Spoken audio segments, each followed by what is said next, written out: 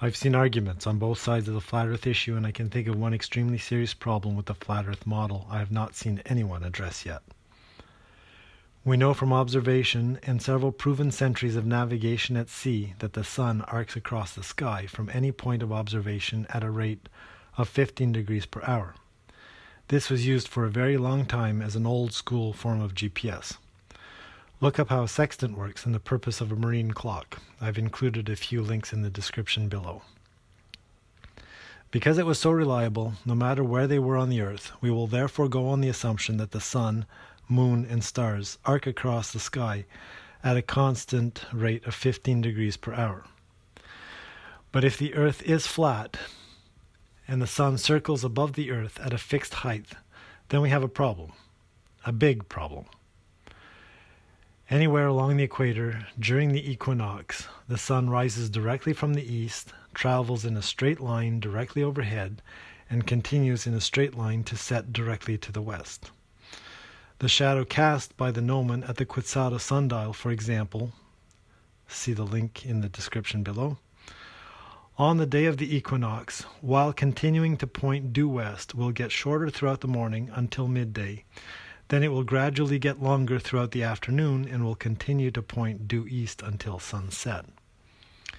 If the flat Earth model is correct, then the sun must remain parallel to the Earth, and using the established observation just described and using trigonometry, I created an animation that shows that those observations do not match the flat Earth model. According to the flat Earth model, the sun is generally agreed to be about 3,000 miles or 4,800 kilometers above the surface of the Earth. It is reasonably consistent with someone observing the sun from a latitude of 45 degrees, knowing that the distance between the observer at that latitude to the equator is about 5,000 kilometers. Trigonometry tells us that the distance of 4,800 kilometers is wrong by about 200 kilometers on a flat Earth, but it's close enough for me to use in this case for this purpose. We can calculate any instantaneous horizontal distance of the sun from the observer by using the measured angle of the sun from directly overhead and the tangent function. Since the angle of measurement is known, the sun's height of 4,800 kilometers is used as the base, and that the sun's path is parallel to the Earth's surface. The distance of the sun's current position from midday is therefore established. By using the well-established 15 degrees per hour observed arc, the sun's behavior in the flat Earth model does not hold up to scrutiny. By necessity, as the sun approaches midday, it must slow down, and after midday, as it moves away from the observer, it must by necessity speed up. Different observers at different points along the equator will see the sun appear in different positions at any moment of time. In some locations it will be afternoon, and in other locations it is still morning. So how can the sun be simultaneously speeding up for one observer while simultaneously slowing down for a different observer at that same moment in time?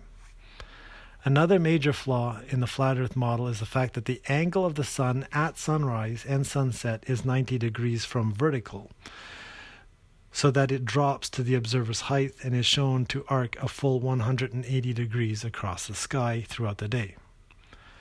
Since the base of tan 90 is 0, the hypotenuse of tan 90 is either infinite or undefined. So for my calculations, tan 90 cannot be used, and all angles 90 degrees or greater are changed to 89.9 repeating, and all angles minus 90 degrees or smaller are changed to minus 89.9 repeating.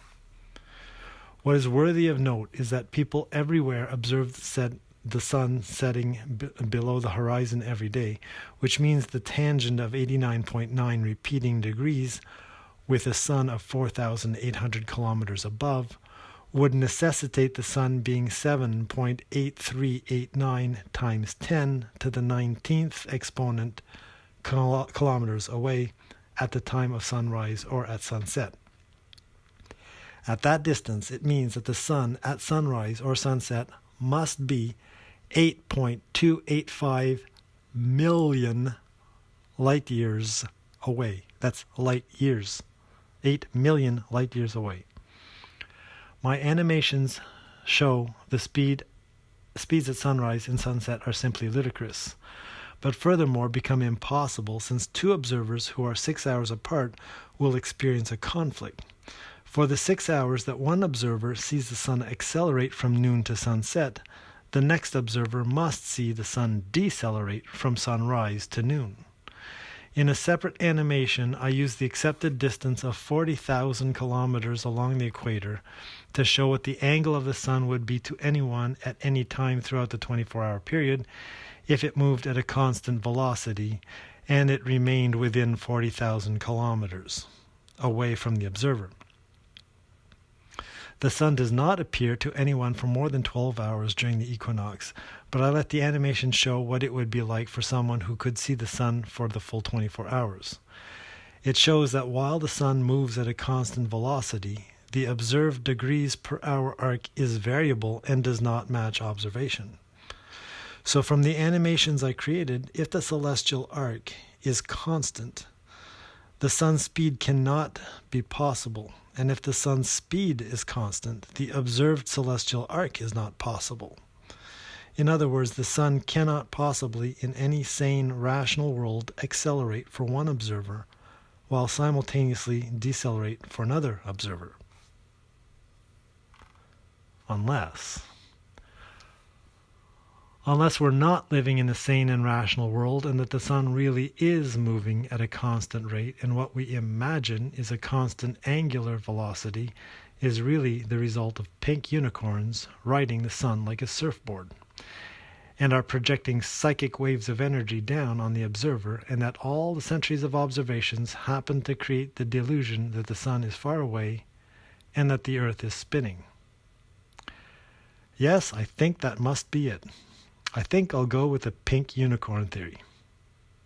And now to celebrate by ordering a pizza.